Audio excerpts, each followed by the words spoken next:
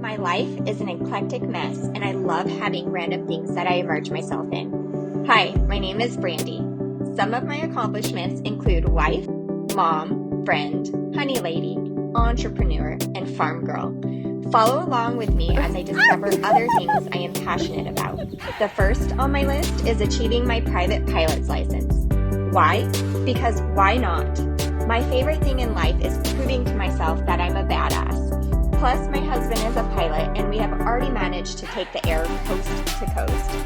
In my vlogs, you'll see the journey to discovering more, parts of my real life, and places we travel to. So hit that subscribe button now, and don't forget to like my videos. Before we get going, I wanted to say thank you for showing up and helping me, and I got you some gifts. Oh my goodness, I did not need gifts, but thank you. Let's see what these are. Should I open them on camera? Or yeah, okay. Go on. Perfect. I wanted to get it in a gift bag, but I was too late on it, and I'm like, what kind of wrapping paper do I have at home? Well, you know, when I woke up this morning, I thought red, black, and white was going to be the Did you? choice. So thank you. Oh, awesome. I definitely need more battery banks. Right? Yes. I figured, I'm like going through Walmart, what can a pilot need? That and just extra Red Bull, because I can't drink coffee, so. Good thing I did not get coffee today then. Yeah. Thank you. That would definitely come in handy. Yeah, hopefully they work well. Ooh, and then also a water bottle is always a good thing. My wife has me really wanting a Stanley, because that's, you know, all the white girls get the Stanleys. So you gotta open it. I will. Hold on. Okay. It's not a Stanley though. No, that's okay. We got a lid, a straw. Hopefully you like the color. I'm definitely a gray man, so that works perfect. And let's see what it says. Co-pilot coffee.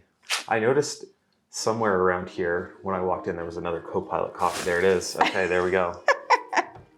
I loved their logo. I know you said you don't drink coffee, but it had a plane on it. No, it's perfect. My other water bottle is a Simply Modern, so the same brand. So that's great. I didn't even know what the S&M stood for.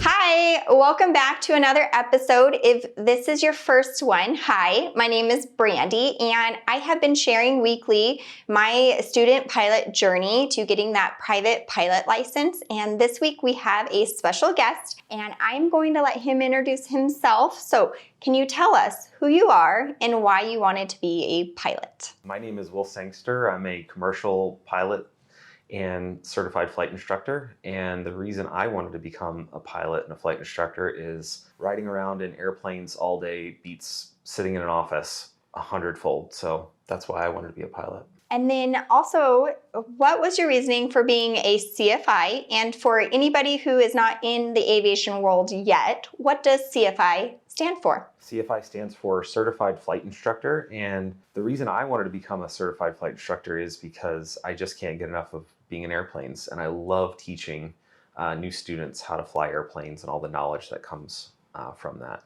Okay, and then what scares you the most about flying right seat with student pilots in the plane with you? Student pilots, they don't know what they don't know. So, you know, there's so many ways that, you know, things can go wrong in a small general aviation airplane. And when you're flying with a brand new student who doesn't know up from down or left from right, things can get tricky really quickly. So that's the scariest plane, at least the scariest thing, at least for the first couple 100 hours instructing. Oh my gosh, when you say up and down or left and right, I'm thinking of when we did unusual attitude training, and that was like, it messes with your equilibrium. Yep, that's actually one of my favorite things to do with advanced students is to have them close their eyes, put their chin on their chest, and I just get to do cool, fun things with the airplane and then tell them to open their eyes and figure it out. So yeah, that was definitely, you open your eyes, and I felt when I did that, I felt like I was doing right, but it really was not right. So it can definitely mess with you. So I can see your hesitation to that right seat is. So our original night flight lesson that was scheduled was 6-8 Victor. I took a nap that day. I had coffee a little early, but not too early, and had all prep because I think the last time I did an all-nighter was back in high school, and that was like a long time ago. But with your student pilot journey, you have to have a cross-country night flight with 10 takeoffs and 10 landings. And so we try to get it all done in one night. So that's 3 hours. 6'8" Victor is fast and he can definitely do the job. So when we went out to do that, and I was pre-flighting 6'8" Victor, and I went through everything. And then the last thing I do, you turn on the master and you check the lights and you check them fast so you don't have your time running out because you're paying for that Hobbs time, right? So I went out and I checked it and the landing lights were not working, and we checked the breakers and they were great. And it'd be different if it was a day flight, it would be totally fine, but night flight, you cannot fly a plane without landing lights. And so that Will has, what do you call that? The 3 strikes you're out rule. If you come up against 3 things that are gone wrong, then you just call the flight. So that was number 1. So we pushed Victor back in the hangar. We saw 2-3 X-ray across the way, just sitting there, right? So we're like, well, let's try it. We're already here, you might as well. So you went and got the binder for 2-3 X-ray and came out to the plane, started pre-flighting it, looked for the keys and could not find the keys. Apparently nobody turned them in or they were hiding and we just could not find them. But that was strike number 2. And I think, was strike number 3 maybe that it was later than we wanted to take off? I can't remember. Yeah, so during the height of summer, the sun doesn't go down until after 10 p.m. And I think by that time we had already spent an hour on the ground, so it was pushing like 11. So unlike you, I didn't get a nap beforehand, so it was clearly a good idea to sort of call it and try another day. So I don't know if it was the next day or the following day, but we ended up scheduling 2-3 X-ray because 6'8" Victor was taken, and he also needed, and I talked to it like it's an actual person, but he needed to get the landing lights fixed, and we didn't know when that would happen. So 2-3 X-ray is just slower, and so to complete those landings and takeoffs and the cross country compared to Victor, it ended up taking, I think, a bit over 4 hours rather than 3. And speaking of the planes, which plane out of all the planes at the flight school is your favorite and why? My favorite is 2-3 X-ray. I think of it as like this old antique car that my grandpa might drive. It's a 1960s B model, and it just smells like an antique car, but at the same time, once you get it running and you get everything sort of set up the right way, it's a pleasure to fly.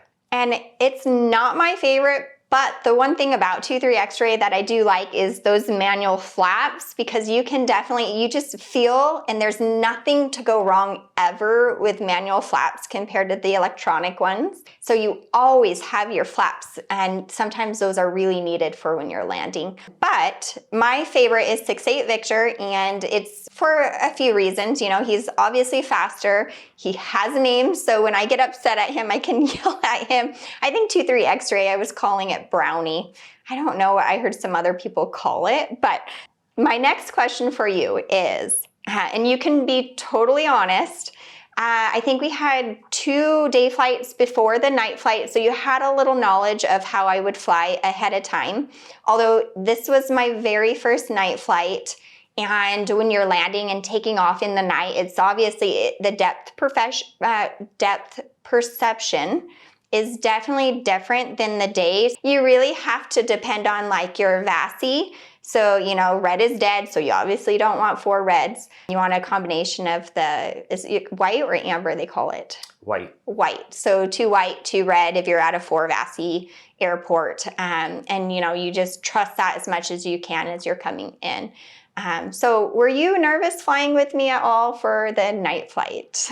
Let's just say that your reputation preceded you, but in a good way.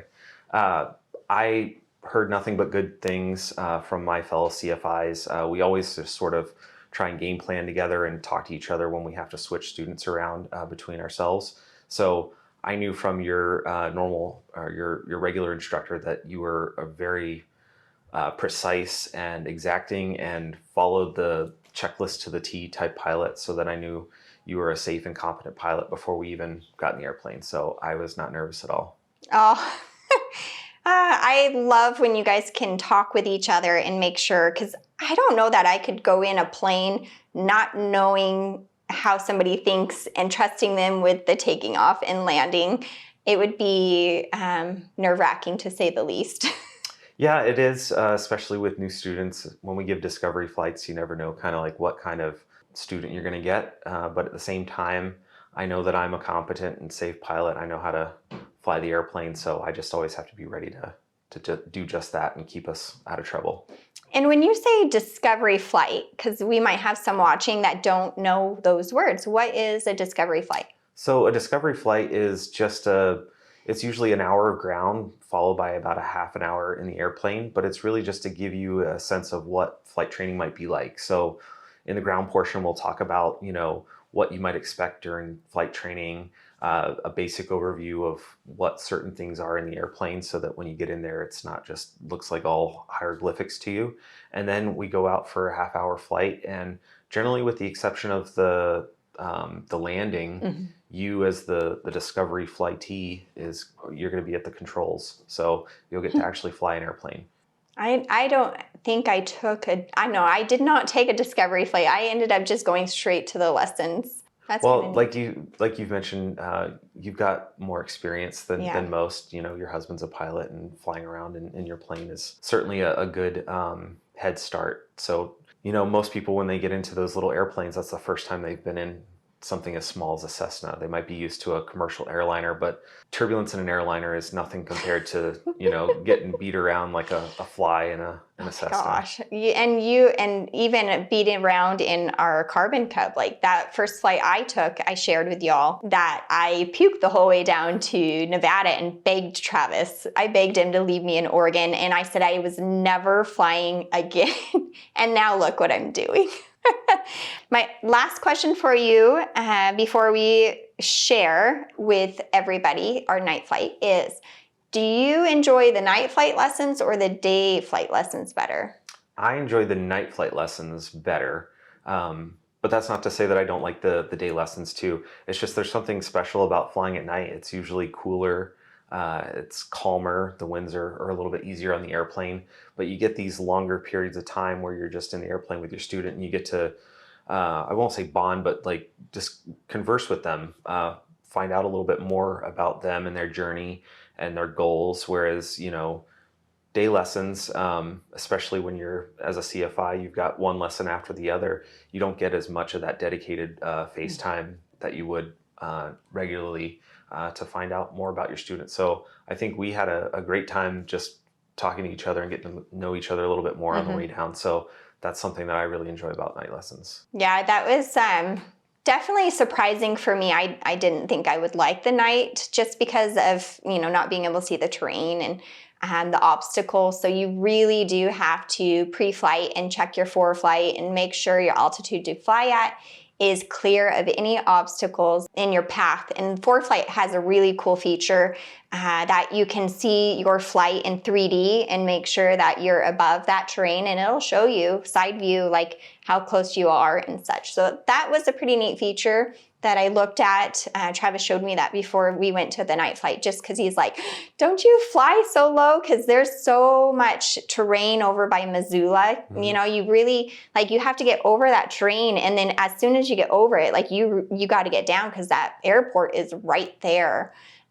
So that was quite fun, but it was quiet. There wasn't too much. It was my first time talking to, was it Seattle Tower, or I can't remember. Well, we talked to Salt Lake Center to pick up flight following, and then they passed us off to Spokane Approach as we got closer to Missoula. That was right. So that was my first experience doing those. I've always heard Travis talking to the various guys because he likes to do flight following. And that was the first flight following I got to do too. So you got to do your own little code so they could see your little plane on their screen and keep an eye on you. So that was pretty neat. So now I think it's time to share that night flight footage. There was a lot that was really dark, but there was a lot that wasn't, and you can totally see what's going on, like the communication with the Salt Lake Center and switching off to approach. And so let's share that with y'all. Kalispell City, Cessna 23 X-ray taking runway 13 for a southbound departure. Kalispell. Okay, I don't see, I don't hear. Looks like we're good to go. Yep. All right, feet are off. We're centered. Gonna give it power. Okay, power is on. Set and made. We're making 21.25, which is good. Okay. Oil pressure, oil temp in the green. Airspeed is live. All right, and I should say all that. Yep. Oop, going a little off, ready to pull.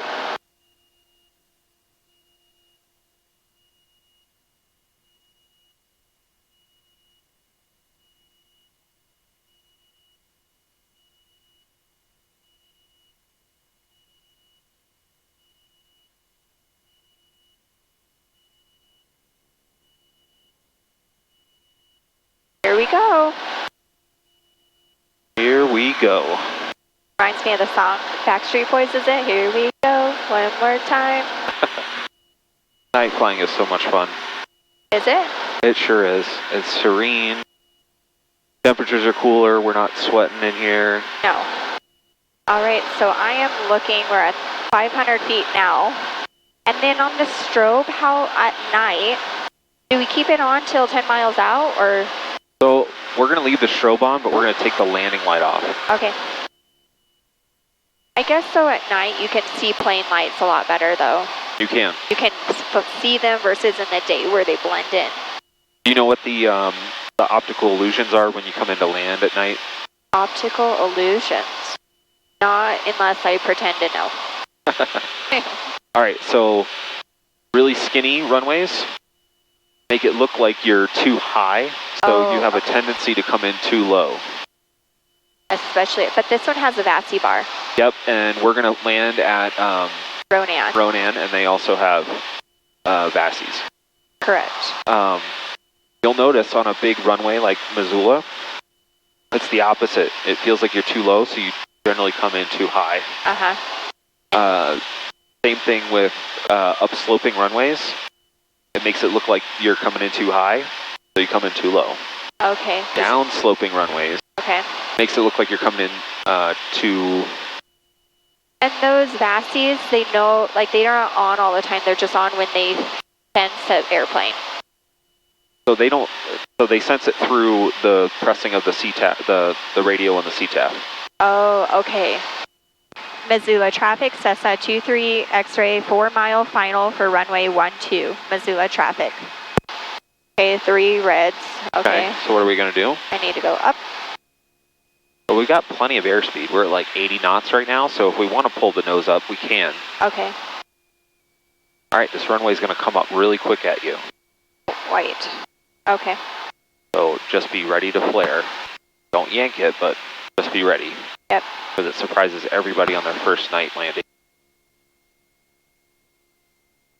All right, I see the numbers. Runway's made, pull that power out. Power's pulled out.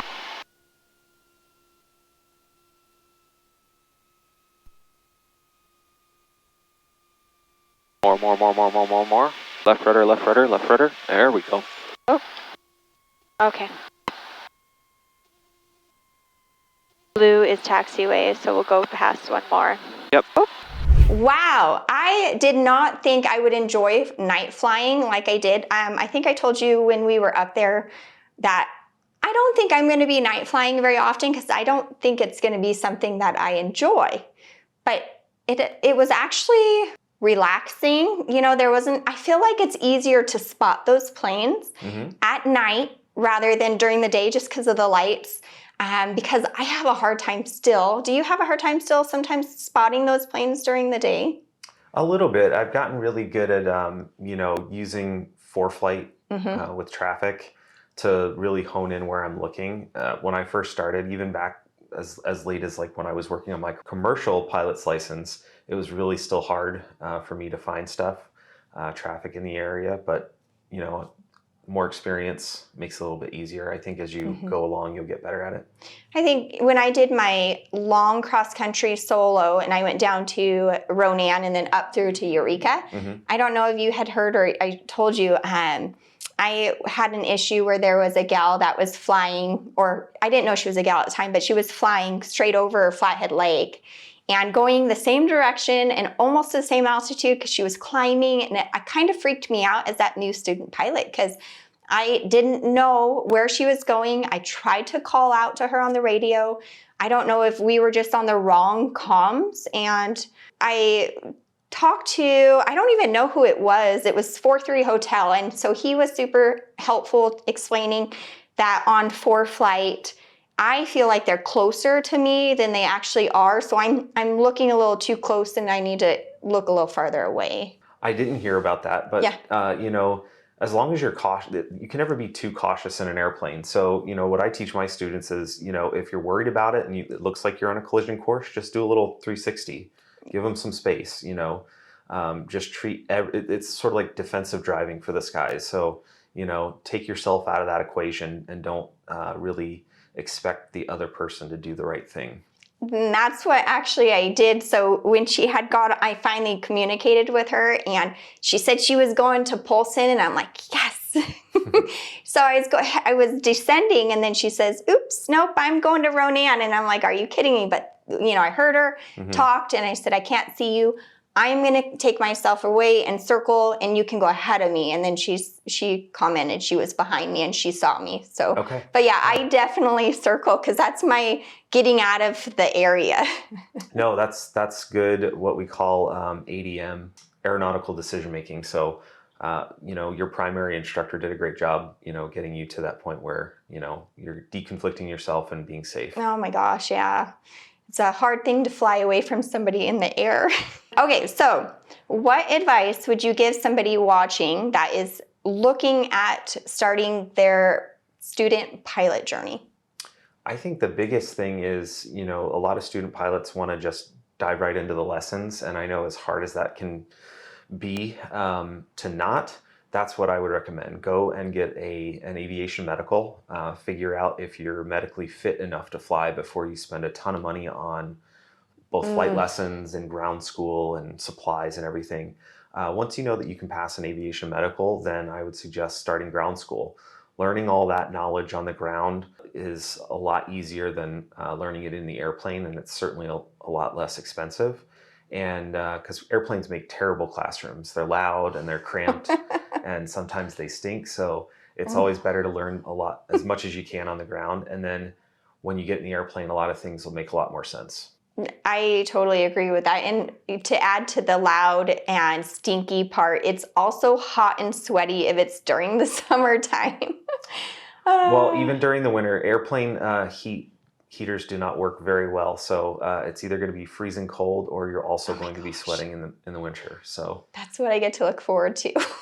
And then the last question before we wrap this up is, what is the first, well, actually, you already said what the first thing they should do is to get that medical to make sure that you are fit to fly and not waste all that money. So I was not paying attention, apparently.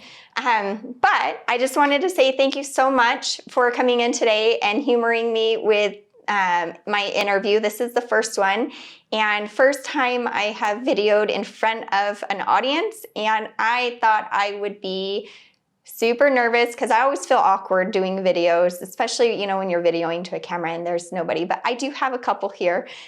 So thanks again for coming in. I hope I hope I didn't have too many questions for you. No, you're fine. Like I said before, I love teaching airplanes. So this is just another outlet for me to sort of get all of that out of my system before my wife starts complaining about how much I talk about it at home. So thank you so much for having me, and thank you for the wonderful gifts. Yeah. And, I'm looking forward to the premiere on YouTube. Oh, me too. And if you guys are wanting to stick around, come back again for next week. Next week, we are going to have another, I believe it's another CheckRide prep lesson. So I'll see you then. Bye.